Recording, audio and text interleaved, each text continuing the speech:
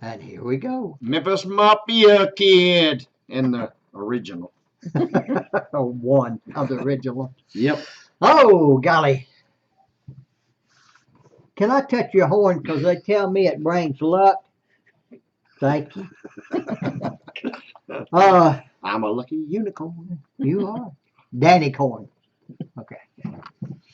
Today, we're going to talk about Elvis starting out. And something that's been, I've heard people saying it bothers me a whole lot, and I'd like to get it off my chest. Anyway,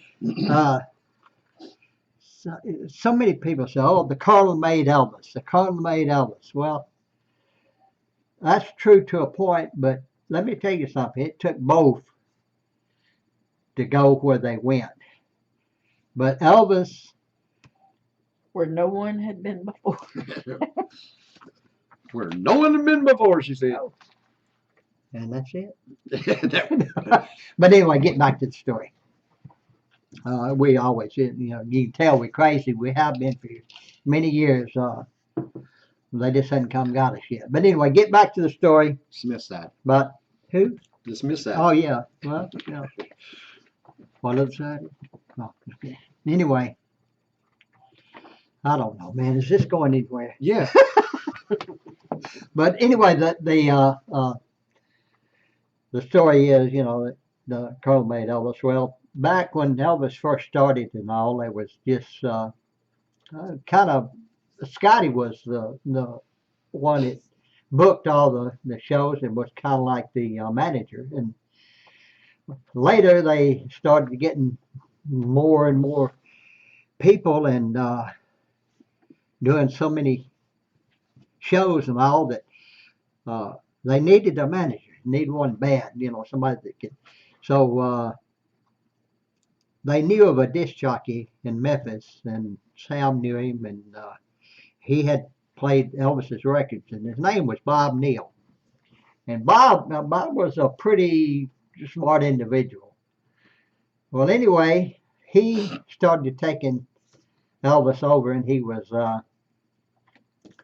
pretty much booking all the shows for him and all. And gosh, things started to really bam, bam, bam, and I think one of Bob's statement was, that God, Elvis is growing faster than I can handle him. And anyway, Bob actually got him on the Louisiana Hayride. So Elvis, at this time was, making really, really decent money. And that's when the Colonel came in. A lot of stories said, that the Colonel actually stole Elvis from Bob.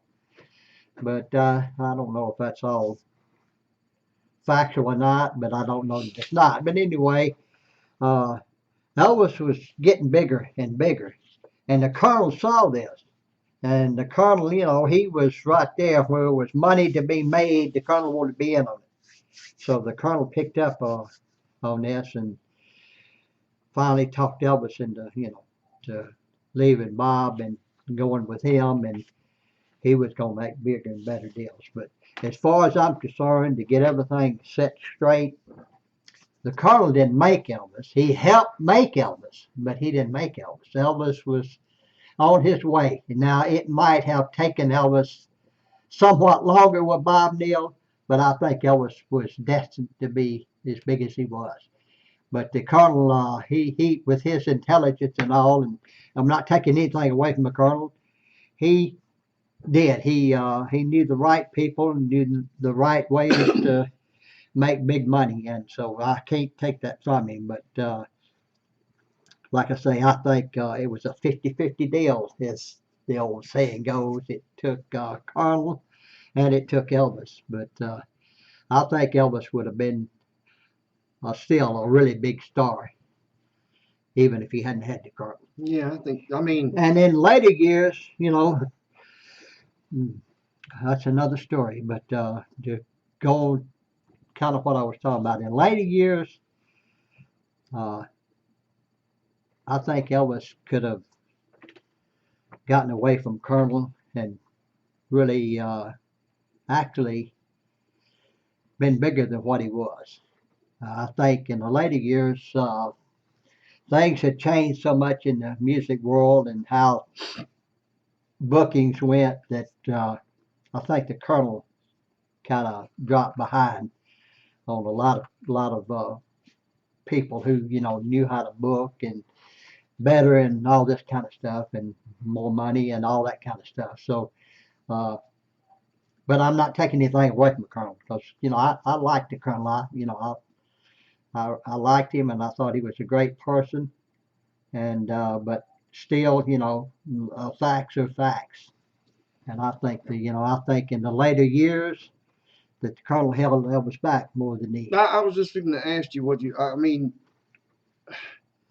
and we've talked about it over the years, and sure, and I mean, of course, she was with him. I mean, and I won't get into whether y'all actually, talked a lot. Like you said, he didn't talk a lot, but I mean, Elvis had it. I mean, what you're saying, it does make sense. I mean, you have to have people that knows promotion and this, and it takes two, and then they were a good team. But that's the way I always felt. I mean,